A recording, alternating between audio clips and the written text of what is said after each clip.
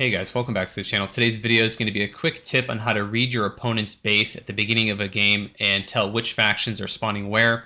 This is in response to Cliff, who recently asked, how can you tell what position the DAC player is at the start of the game? So I'm going to be breaking that down without going into detail about the build order and how you should adjust your strategy and all that. I might do that in a future video, but to keep things simple, I'm going to be showing the allies and the Axis perspective on how to read your opponent's spawn. So I do hope it's helpful, and let's jump into the video. Alright guys, so the game just started with the USF in dark blue on the map. All you have to do is click on your opponent's side of the base. Right away we're going to see the first enemy spawn in direct opposition to us. This represents the Wehrmacht. So this small black square is the Wehrmacht. Moving down, this larger square here represents the DAC home base. Moving down, another Wehrmacht base. And then moving down, a DAC base. So pretty easy to tell the difference when you look at them. One's small and dark, that's the Wehrmacht. One is larger and square, that is the DAC base. Now, the most important thing is when you're making adjustments as a team is say, okay, dark blue and teal, you guys have a Wehrmacht and a DAC opponent, adjust accordingly.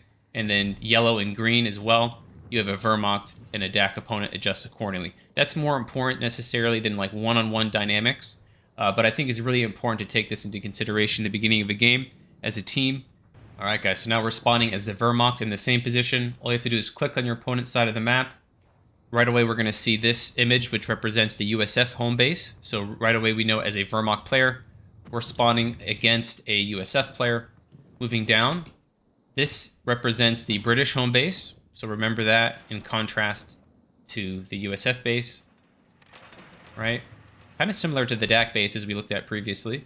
Then moving down, another USF base, and then moving down, a British base. So once again, really important as a team to kind of communicate and coordinate early on. Adjust your build orders or your openings, your mindset as the game progresses. Start to think about how you want the game to play out, what you want your build to look like.